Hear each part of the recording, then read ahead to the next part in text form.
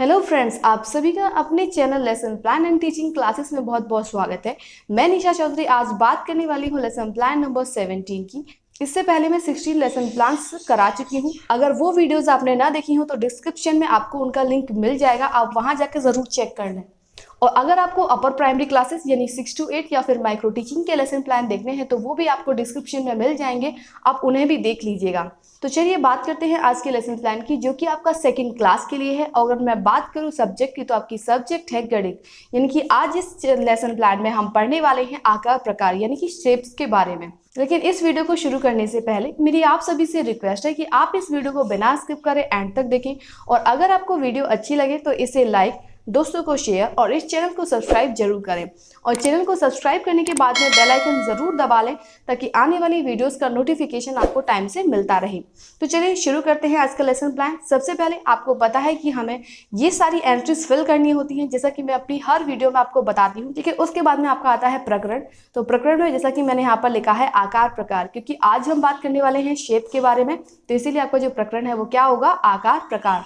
और सबसे पहले आपको पता है कि लेसन प्लान की स्टार्टिंग होती है सामान्य उद्देश्य से। सामान्य उद्देश्य में आपके पॉइंट है छात्रों में गणित के प्रति रुचि उत्पन्न करना।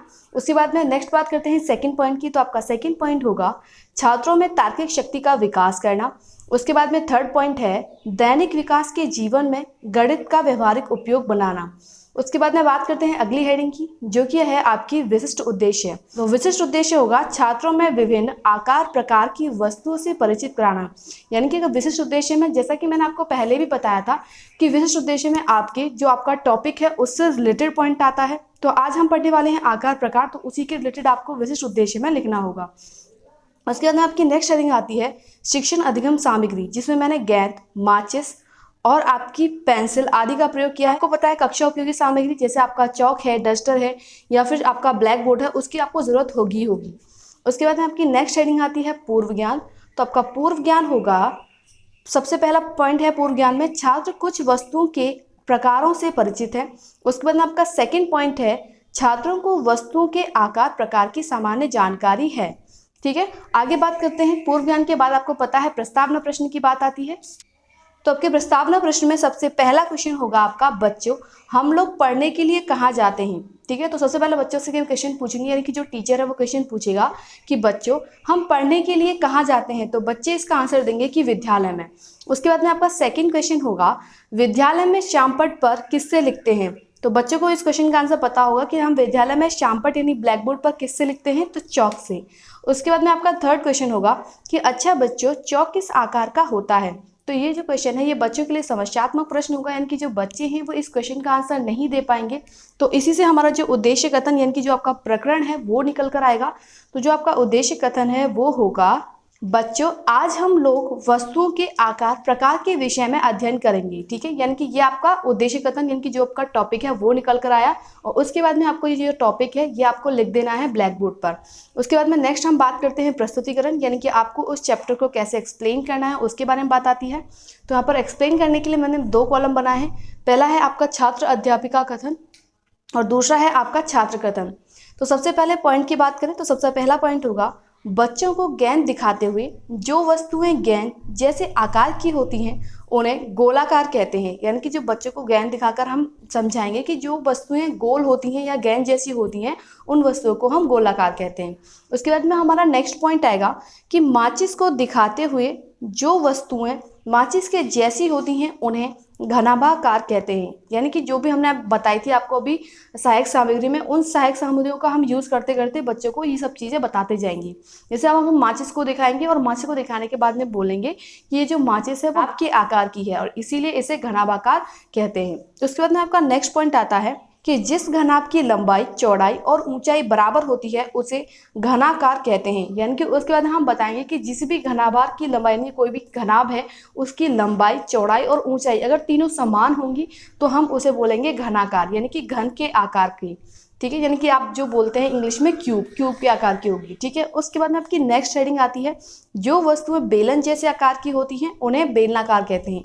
यानी कि जैसे हमने पेंसिल का यूज़ किया था तो पेंसिल कैसे आकार की होगी, बेलन के आकार की होगी। यानी कि आज हमने पढ़ा गोला यानी कि स्फीयर के बारे में, घनाभ यानी कि आपके क्यूबॉइड के बारे में, और उसके बाद में आपका घन यानी कि क्यूब के बारे में, और उसके बाद में सबसे लास्ट फोर्थ पॉइंट आपका बेलन बेलन यानी कि सिलेंडर के बारे में। ठीक है, उसके बाद में आपको पता है कि प्रस्तुतिकरण के बाद में आपकी हेडिंग आएगी श्यामपट्ट कार्य यानी कि ब्लैक बोर्ड वर्क। तो ब्लैक बोर्ड वर्क में मैंने यहाँ पर सबसे पहले तो प्रकरण डाला है जिसमें आपका आकार और प्रकार आएगा। तो इसमें मैंने 4 ड्राइंग बनाई है जिसमें आपकी पहले गेंद बनाई है, यानी कि आपको जो गोले के आकार का बताया है तो गेंद का एग्जांपल दिया था। तो सबसे पहले मैंने गेंद बनाई है। उसके बाद में आपका सेकंड बनाया है मैंने माचिस यानी कि क्यूबॉइड। उसके बाद में आपका थर्ड बनाया है मैंने बेलन यानी कि आपको पेंसिल का एग्जाम्पल लिया था जिसमें। उसके बाद में आपका पासा जो कि आपके घन यानी कि क्यूब का एग्जाम्पल है। ठीक है, यानी कि जो जैसे भी आप बच्चों को ये जो शेप्स के बारे में बताएंगे वो चीज़ आपको ब्लैक बोर्ड पर लिख के या फिर अपने हिसाब से समझानी है। ठीक है, आपको पता है कि ब्लैक बोर्ड के तुरंत बाद आपको निरीक्षण कार्य करना होता है, यानी किसको, टीचर को। तो यहाँ पर मैंने निरीक्षण कार्य में लिखा है, जब छात्र श्यामपट्ट कार्य कर रहे होंगे छात्र अध्यापिका कक्षा में घूम कर निरीक्षण कार्य करेगी तथा आवश्यकता अनुसार सहायता प्रदान करेगी। यानी कि जो टीचर हैं वो बच्चों को ब्लैक बोर्ड वर्क अपनी नोटबुक में उतारने के लिए कहेंगी, और उसके बाद में वो कक्षा में घूम घूम कर क्या करेंगी, वो बच्चों का निरीक्षण करेंगी, यानी कि बच्चों को ऑब्जर्व करेंगी, और अगर उन्हें किसी भी हेल्प की ज़रूरत होगी तो उनकी हेल्प करेंगी। उसके बाद में आपकी नेक्स्ट हेडिंग आती है पुनरावृत्ति प्रश्न। तो आपके पुनरावृत्ति प्रश्न होंगे, निम्नलिखित प्रश्नों यानी वस्तुओं के आकार लिखिए। तो यहाँ मैंने कुछ आकार बनाए हुए हैं, यानी कि कुछ शेप्स बनाई हुई हैं, और इन शेपों को मैं ब्लैक बोर्ड पर बना दूंगी और फिर बच्चों से पूछूंगी कि ये बताओ कि ये किस शेप की होंगी, यानी किस आकार की होंगी। ठीक है, तो बच्चे इस क्वेश्चन का आंसर दे देंगे अगर उस चैप्टर को वो अच्छे से समझ चुके होंगे। तो उसके बाद में हम नेक्स्ट बात कर लेते हैं गृह कार्य की। तो आपको पता है कि लेक्चर खत्म होने के पहले आपको गृह कार्य बच्चों के लिए ब्लैक बोर्ड पर लिखना होता है, क्योंकि ये छोटे बच्चे हैं 1st to 5th के लिए, तो उनका जो वर्क है हमें ब्लैक बोर्ड पर ही लिखना है। तो यहाँ पर मैंने क्वेश्चन लिया है सही मिलान कीजिए, यानी कि कुछ वस्तुएं लिखी हैं और उनके कुछ आकार लिखे हैं, और बच्चों को बोला है कि आप घर से इन वस्तुओं का जो मिलान है वो सही तरीके से करके लेके आना। ठीक है, तो आप यहाँ पर जैसा कि देख सकते हैं कि मैंने यहाँ पर क्वेश्चन क्या लिखा है, जैसे माचिस, चौक, गेंद, पासा, ये सब लिखा है, और उसके बाद में उनके आकार लिखे हैं, और बच्चे जो है सही चीज़ को, यानी कि जो भी सही वस्तु है उसको सही आकार से मिलान करेंगी। तो दोस्तों आज के लिए इतना ही। अगर आपको इस लेसन प्लान का PDF चाहिए तो मैं उसका लिंक डिस्क्रिप्शन में दे दूंगी, आप वहां से चेक कर लीजिएगा। और अगर आपको इस लेसन प्लान या फिर किसी भी लेसन प्लान से कोई भी डाउट हो तो आप मुझे कमेंट कर ज़रूर बताएं, और आपको वीडियो कैसी लगी ये भी मुझे कमेंट कर बताएं। और आप सभी से मेरी रिक्वेस्ट है कि अगर आपको वीडियो अच्छी लगी हो तो इसे लाइक, दोस्तों को शेयर, और मेरे इस चैनल को सब्सक्राइब जरूर कर लीजिएगा। और सब्सक्राइब करने के बाद में बेल आइकन ज़रूर दबा लीजिए ताकि आने वाली वीडियोस का नोटिफिकेशन आपको टाइम से मिलता रहे। तो चलिए मिलते हैं अगली वीडियो में, तब तक के लिए गुड बाय दोस्तों।